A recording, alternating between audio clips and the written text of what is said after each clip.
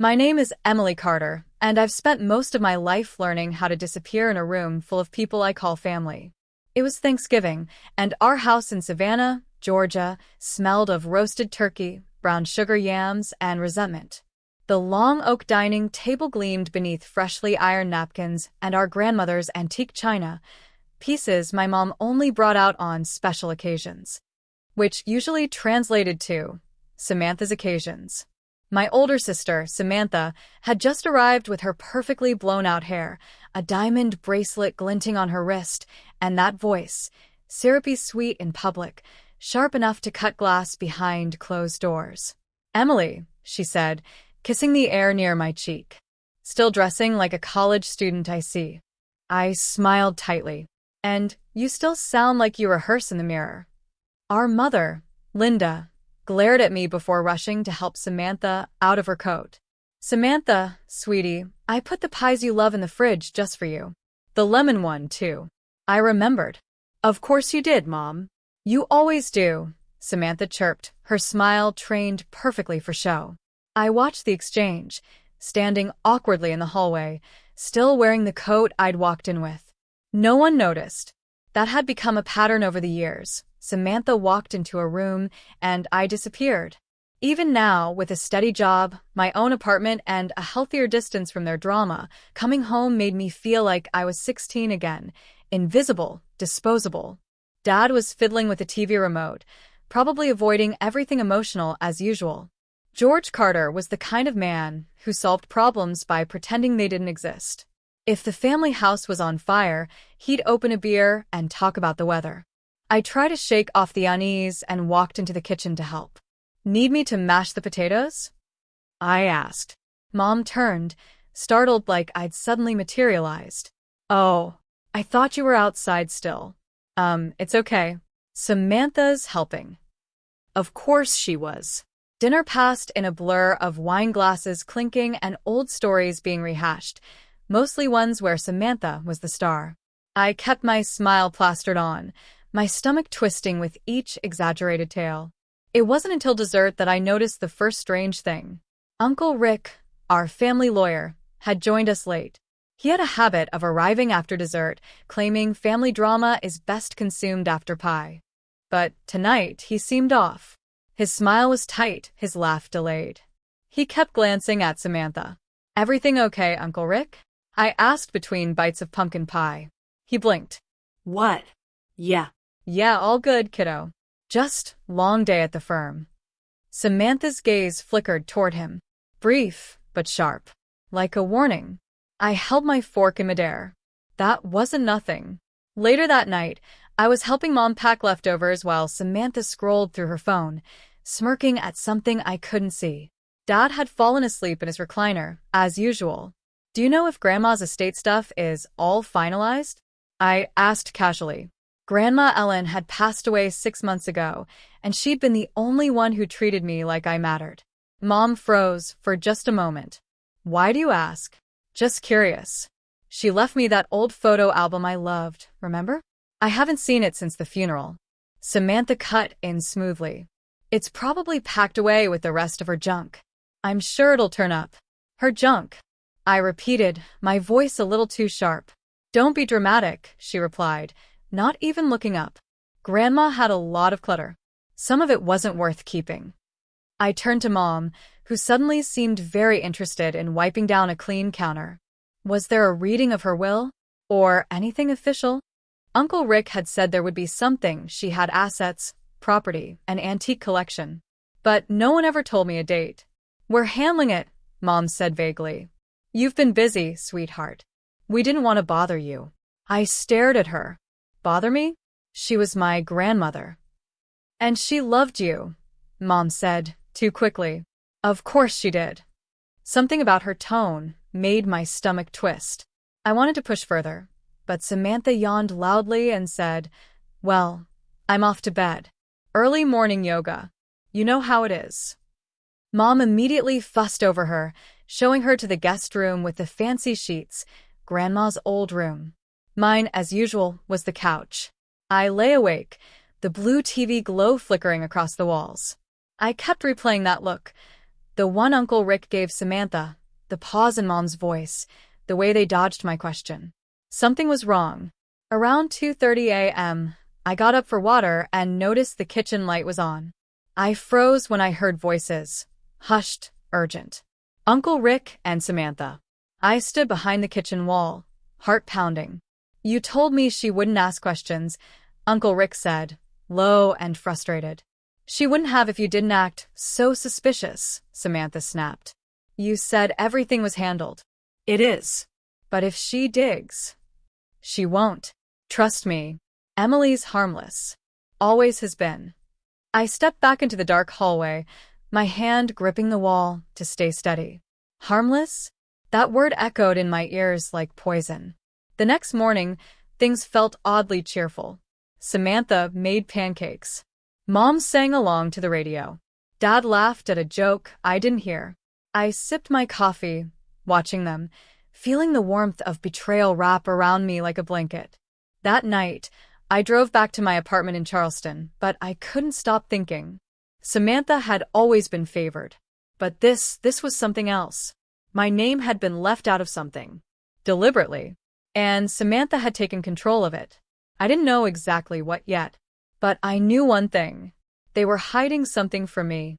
And this time, I wasn't going to let it go. For the next few days, I couldn't shake the unease.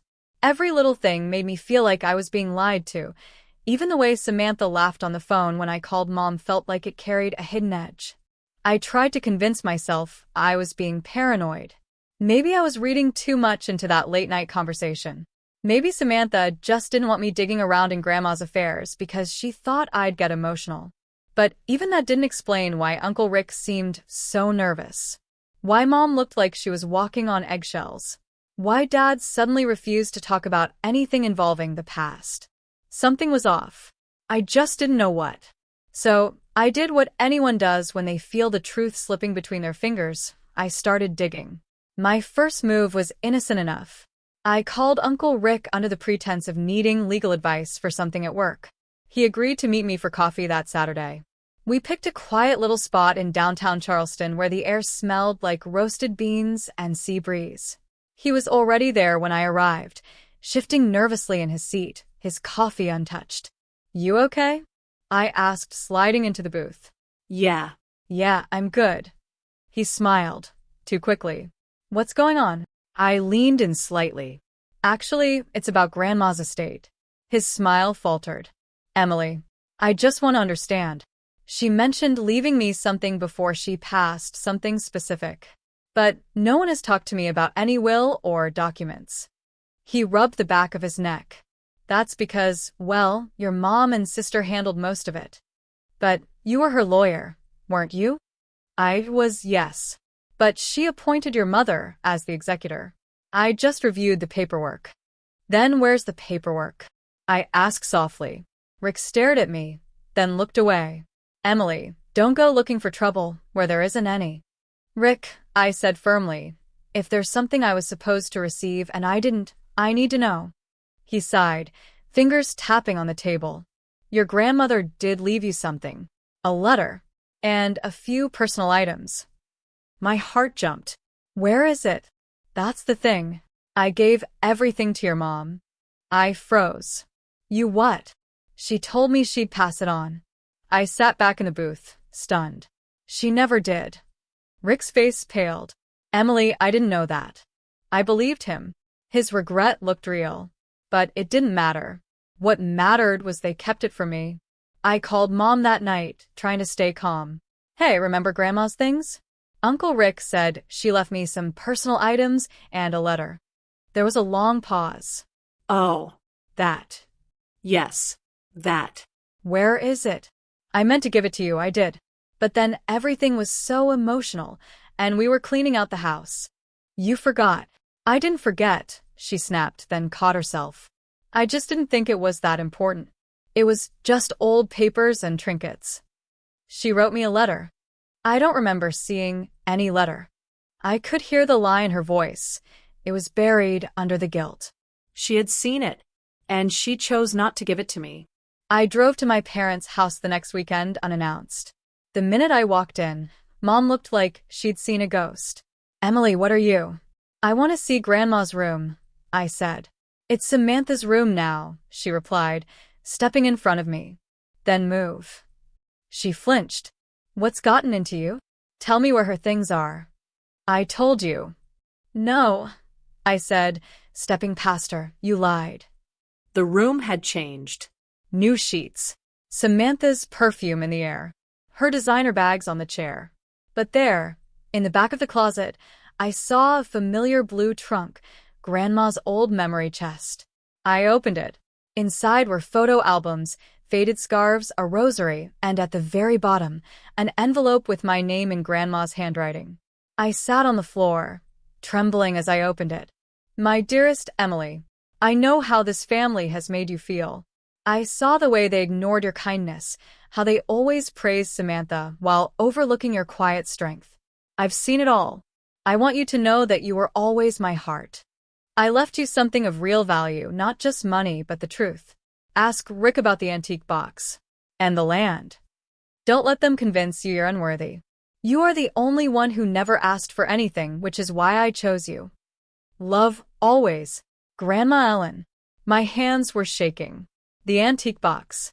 The land. What land? I went back into the living room. Mom was sitting on the couch, pale. You found it, didn't you? I held the letter out. Why did you keep this from me? She didn't answer. Just looked away.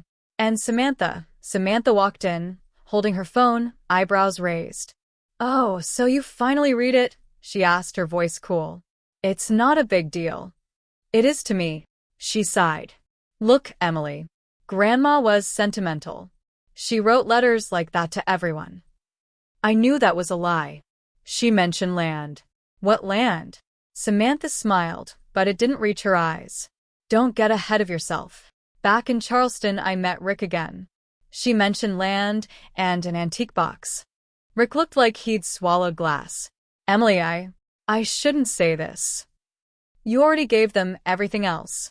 At least give me the truth. He sighed. There's a small piece of property in Asheville, tucked in the mountains. A cabin. Ellen inherited it from her own mother. She never told anyone, but she left it to you. I blinked. What? She didn't trust your parents. And she knew Samantha would try to claim it. So she created a sealed document and asked me to deliver it personally, but your mom insisted I hand over everything to her, saying you wouldn't care. She lied. Yes. And the antique box. It's a safe deposit box, actually. At Redwood Bank. Your grandmother stored important things in there, family heirlooms, maybe even bonds. My chest was tight with rage and disbelief. Can I still access it? Rick nodded. Technically, yes. If you can prove her intent. I stood. Then we'll do that. Emily, he said softly, be careful. I spent my whole life being careful, I said. Look where that got me. That night, I scrolled through old photos. Grandma and I at the cabin. Me as a child holding her hand. Samantha barely in any of them. She never cared about that place. I suddenly remembered something. One summer, I had drawn a picture of that cabin, taped it on Grandma's fridge. She'd kissed my head and whispered, "This will all be yours one day." I thought she was just being sweet. She meant it. A week later, I drove to Asheville. The cabin was exactly as I remembered it, tucked into a grove of trees, ivy creeping over the stones, and wind chimes dancing on the porch.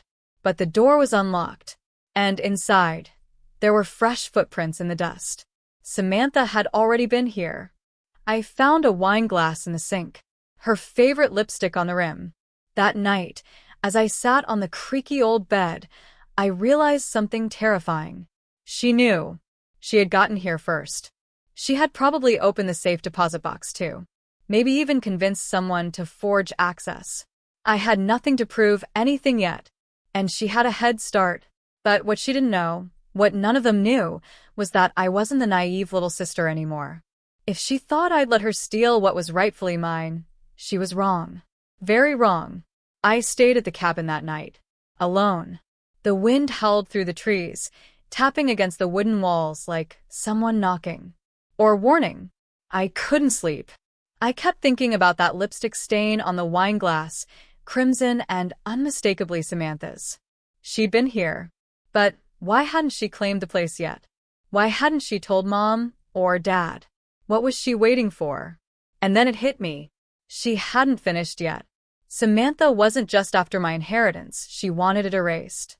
Quietly, without any trace that it had ever been mine. She knew about the letter, the property, maybe even the safe deposit box. And she was trying to clean up the mess before I could catch up. But she didn't know I had already started unraveling it. The next morning, I called Redwood Bank in Charleston, the one Rick had mentioned.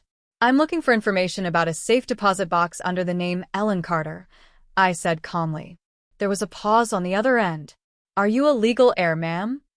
Yes. I have a notarized letter from her lawyer, and a handwritten note from her referencing the box. We'd need to verify that. Do you have the key? I froze. No. I didn't. Can I still gain access without the key? Yes, ma'am. You'll need a court order or a signed affidavit confirming your legal claim. We'll also have to notify any other executors. Other executors? Meaning Mom. And probably Samantha. I hung up, heart racing. I needed that key. I needed something to solidify my claim before Samantha buried it. I went back to the cabin. Grandma had hidden things in strange places, behind loose floorboards, under the sewing machine drawer, even inside a hollowed-out Bible once. I searched every room, crawling on hands and knees, pulling up rugs, knocking on the walls. And in the old dresser drawer, behind a stack of faded postcards, I found a small velvet pouch. Inside, a tiny brass key. It was labeled RB 613, Redwood Bank, Box 613. I closed my eyes and exhaled. That's when my phone buzzed. Samantha. Hey, just heard from Mom that you're off on one of your little trips. Hope you're okay. Don't do anything impulsive. Let's talk. I stared at the message. She knew. That afternoon, I drove back to Charleston and went straight to the bank. It took over 2 hours, paperwork, ID verification, nervous stares from the clerk. But finally, they led me to the vault. Cold air. Quiet hum. Dim lighting. A row of boxes like coffins in the wall. I slid the key into box 613. It clicked. Inside was a stack of envelopes, one marked to Emily, another labeled Deed, Asheville Property, and a third, thicker envelope that said Confidential, not to be trusted. At the bottom of the box, wrapped in cloth, was a gold pocket watch, the one Grandma used to keep on her windowsill. I opened the confidential envelope. Inside were legal documents, copies of bank statements, wills, and an original handwritten amendment to her estate. In her own handwriting, notarized. I, Ellen Carter, hereby revoke all previous inheritance assignments involving my daughter, Linda Carter. Due to coercion and undue influence observed in the past year, I assign full rights of my Asheville property and all safety deposit contents to Emily Carter only. I have witnessed attempts by Samantha Carter to manipulate my decisions. This document is to ensure she receives nothing from my estate. My blood turned to ice. Grandma had seen it coming, and she tried to protect me from it. I scanned the other documents. Some had post-it notes in Grandma's handwriting. Rick said Linda pushed me to change this, but I didn't. Don't let her convince you. Samantha never loved this place. She only wants what shines. Emily, don't trust them. Trust yourself. Tears blurred my vision. I wasn't crazy. I wasn't imagining the favoritism, the lies. They had tried to erase me. But Grandma had made sure I would find the truth. I left the bank shaking, not just from adrenaline, but from fury. I got in my car and sat in silence for a long time. Then I drove to Rick's office.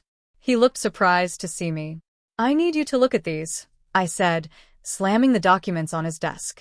He scanned through them, eyebrows lifting higher and higher. Jesus Christ. She left it all to me, Rick. She was scared of them. She wrote that herself. This changes everything. Can we file something? Officially? Yes. We can contest any previous claims based on this. But, Emily, what? Did you tell Samantha about this yet? No. His jaw tightened. Don't. Not yet. She's dangerous when cornered. I didn't want to believe it, but I knew it was true. That night, back in my apartment, I locked all the windows. Checked the door 3 times. Every creak made me flinch. Around midnight, my phone rang again. Samantha. This time, she didn't text. She called. I let it ring. Then my voicemail buzzed. Emily, we need to talk. Whatever you think you've found, you don't understand the full story. Grandma was confused. She wasn't thinking straight at the end. I'm trying to protect you. Please just call me back. I played it again. The tone was wrong. Not desperate, calculating. Like she was planning her next move. I decided not to respond. 2 days later, I received a legal notice in the mail. Petition to dispute distribution of assets. Filed by Samantha Carter. She was coming for it. Everything. I forwarded the document to Rick. He called within the hour. She's trying to invalidate the amendment, saying your grandmother was mentally compromised. She wasn't. I know. And we'll prove it. But, Emily, what? She filed for temporary conservatorship over the Asheville property. I couldn't breathe. She wants to take control before the case is heard. Can she do that? She's trying. But she won't win, not with these documents. We just need to act fast. I hung up the phone and stared out the window. The city looked the same, calm, unbothered.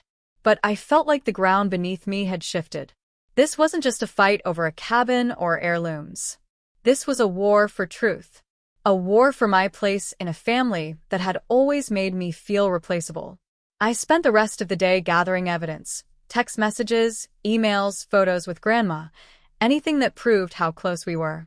Anything that showed the world that I was her choice, not a forgotten footnote. Late that evening, I found an old voicemail on my phone. I had saved it years ago. Hi, sweetheart, it's Grandma. I just wanted to say how proud I am of you.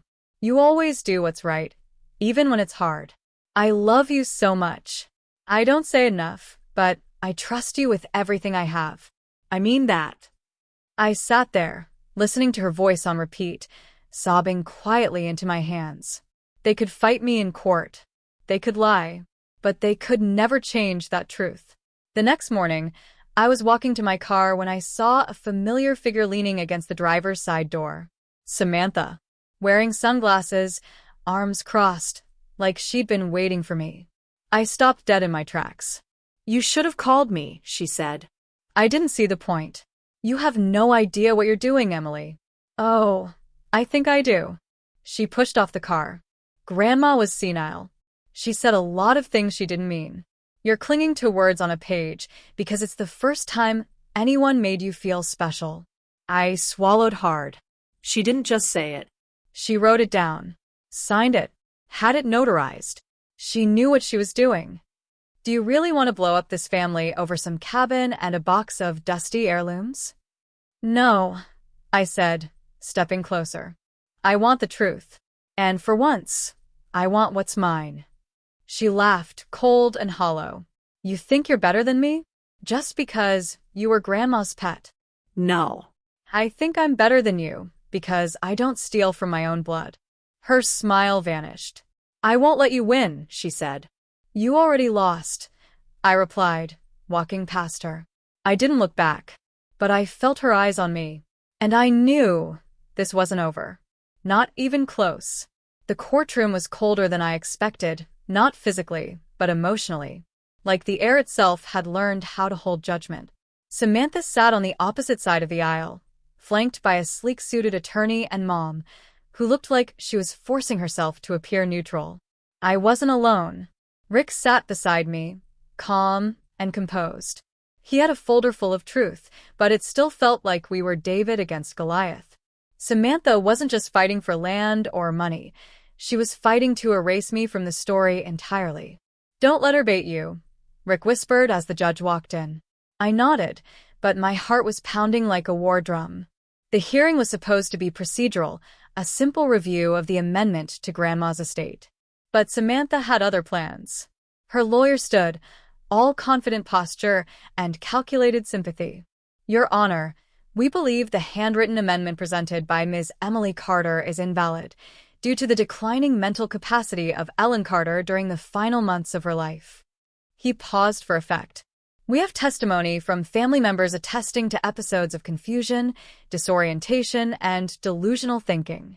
I gripped the edge of the table. Testimony from family members? That meant Mom.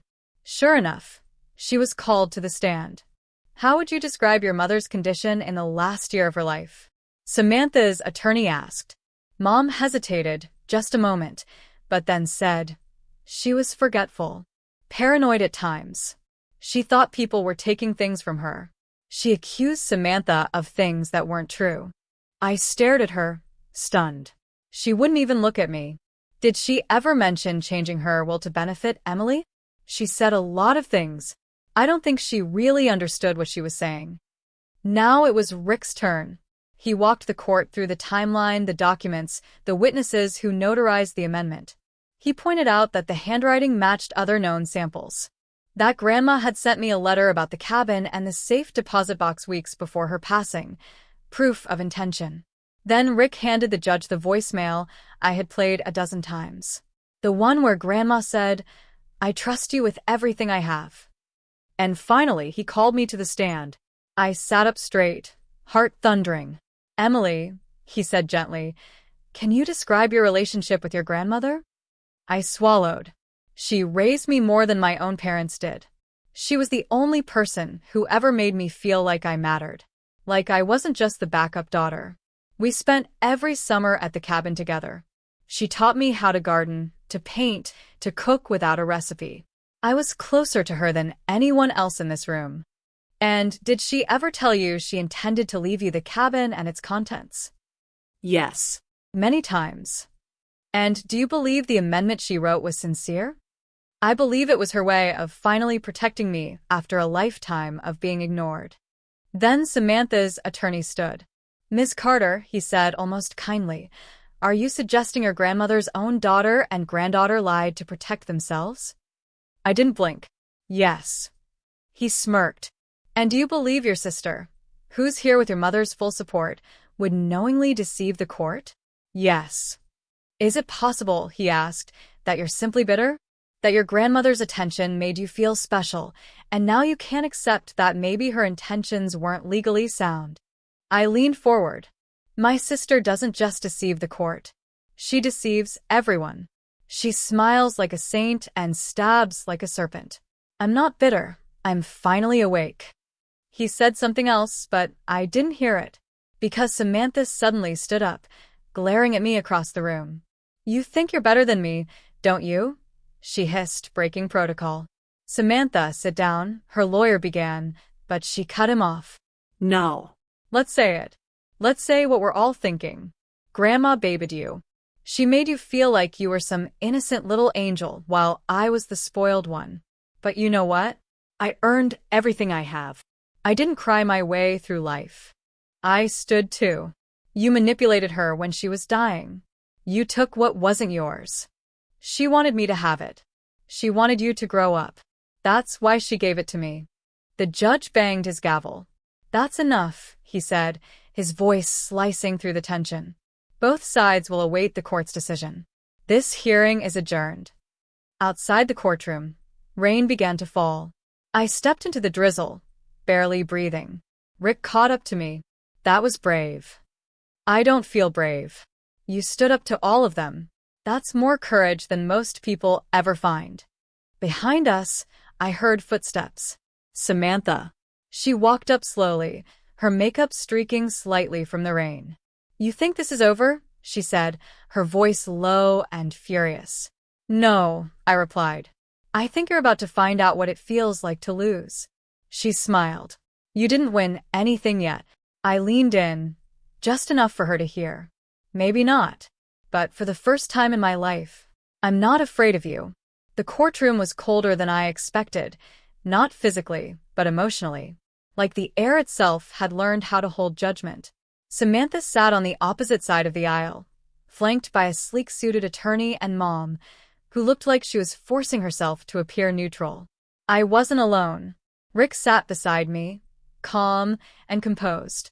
He had a folder full of truth, but it still felt like we were David against Goliath. Samantha wasn't just fighting for land or money.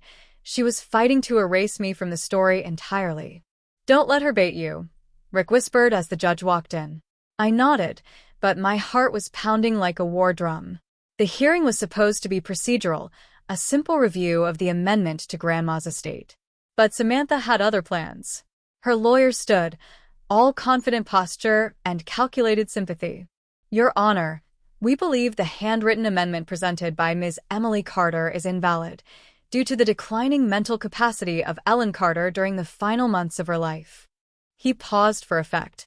"We have testimony from family members attesting to episodes of confusion, disorientation, and delusional thinking."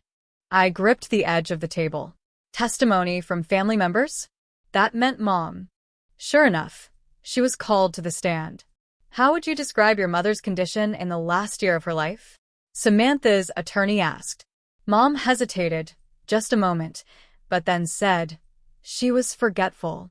Paranoid at times. She thought people were taking things from her. She accused Samantha of things that weren't true." I stared at her, stunned. She wouldn't even look at me. "Did she ever mention changing her will to benefit Emily?" "She said a lot of things." I don't think she really understood what she was saying. Now it was Rick's turn. He walked the court through the timeline, the documents, the witnesses who notarized the amendment. He pointed out that the handwriting matched other known samples. That Grandma had sent me a letter about the cabin and the safe deposit box weeks before her passing. Proof of intention. Then Rick handed the judge the voicemail I had played a dozen times. The one where Grandma said, "I trust you with everything I have." And finally, he called me to the stand. I sat up straight, heart thundering. "Emily," he said gently, "can you describe your relationship with your grandmother?" I swallowed. She raised me more than my own parents did. She was the only person who ever made me feel like I mattered. Like I wasn't just the backup daughter. We spent every summer at the cabin together. She taught me how to garden, to paint, to cook without a recipe. I was closer to her than anyone else in this room. "And did she ever tell you she intended to leave you the cabin and its contents?" Yes. "Many times." "And do you believe the amendment she wrote was sincere?" "I believe it was her way of finally protecting me after a lifetime of being ignored." Then Samantha's attorney stood. "Miss Carter," he said almost kindly, "are you suggesting your grandmother's own daughter and granddaughter lied to protect themselves?" I didn't blink. "Yes." He smirked. "And do you believe your sister, who's here with your mother's full support, would knowingly deceive the court?" "Yes." "Is it possible," he asked, "that you're simply bitter? That your grandmother's attention made you feel special, and now you can't accept that maybe her intentions weren't legally sound?" I leaned forward. "My sister doesn't just deceive the court. She deceives everyone. She smiles like a saint and stabs like a serpent. I'm not bitter, I'm finally awake." He said something else, but I didn't hear it, because Samantha suddenly stood up, glaring at me across the room. "You think you're better than me, don't you?" she hissed, breaking protocol. "Samantha, sit down," her lawyer began, but she cut him off. No. "Let's say it. Let's say what we're all thinking. Grandma babied you. She made you feel like you were some innocent little angel, while I was the spoiled one. But you know what? I earned everything I have. I didn't cry my way through life. I stood too. You manipulated her when she was dying. You took what wasn't yours. She wanted me to have it. She wanted you to grow up. That's why she gave it to me." The judge banged his gavel. "That's enough," he said, his voice slicing through the tension. "Both sides will await the court's decision. This hearing is adjourned." Outside the courtroom, rain began to fall. I stepped into the drizzle, barely breathing. Rick caught up to me. "That was brave." "I don't feel brave." "You stood up to all of them. That's more courage than most people ever find." Behind us, I heard footsteps. Samantha. She walked up slowly, her makeup streaking slightly from the rain. "You think this is over?" she said, her voice low and furious. "No," I replied. "I think you're about to find out what it feels like to lose." She smiled. You didn't win anything yet. I leaned in, just enough for her to hear. Maybe not. But, for the first time in my life, I'm not afraid of you. The court took 6 weeks to render a decision. 6 weeks of silence. 6 weeks of passive-aggressive texts from Mom like, hope you're well, or family is more important than paperwork.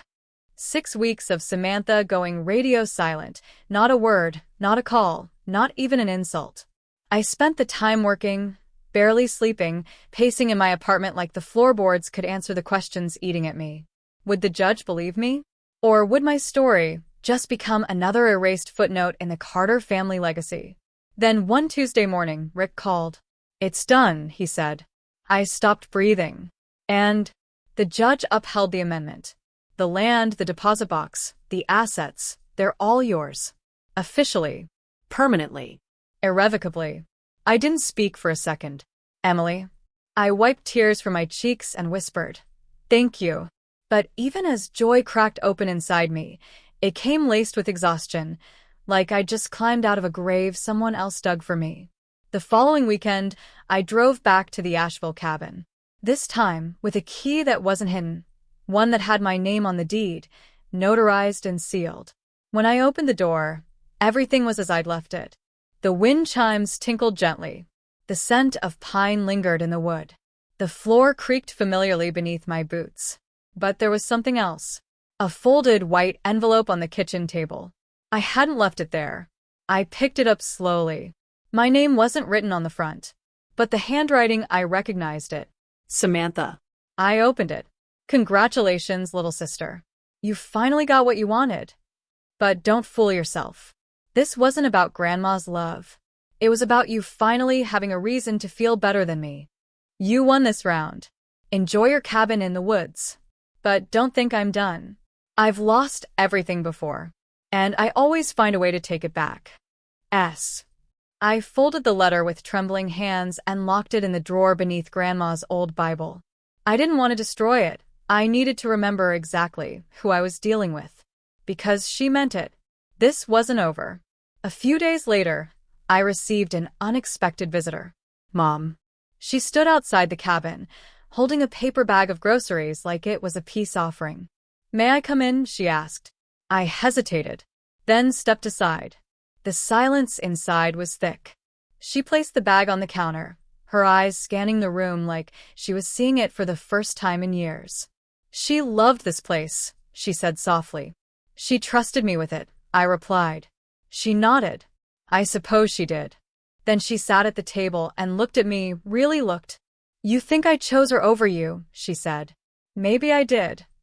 There was no denial in her voice. No apology either. I used to believe Samantha needed more attention.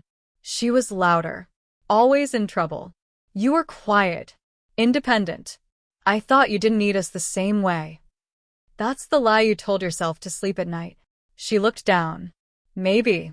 We sat in silence. Then she added, she's angry. But she's not done.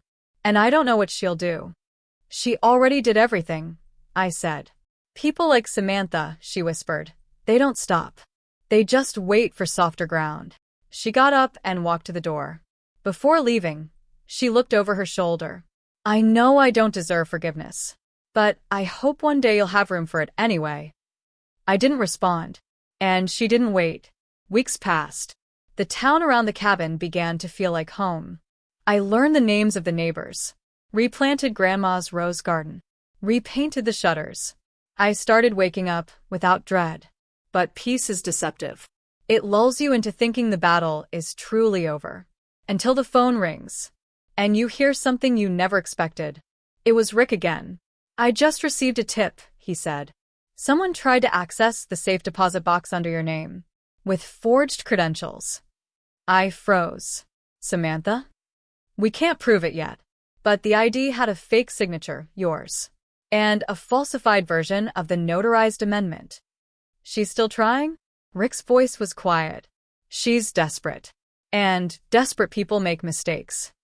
That night, I dreamed of Grandma for the first time in years. She stood in the garden, wearing her old sun hat, holding pruning shears in one hand and the gold pocket watch in the other. You did good, she said. But the roots still run deep. Don't let them grow back.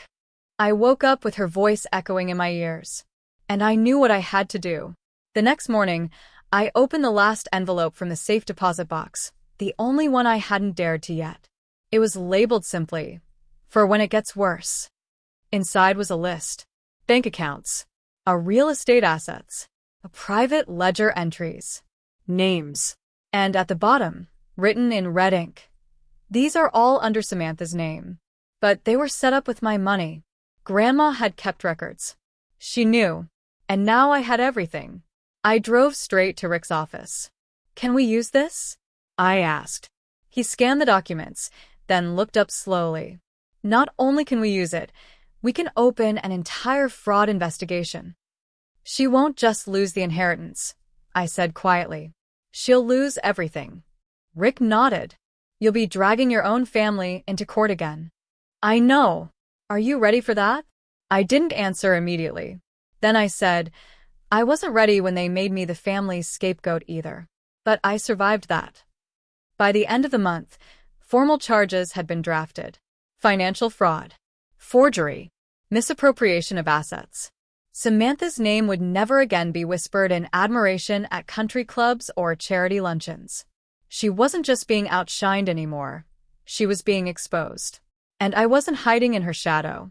Not anymore.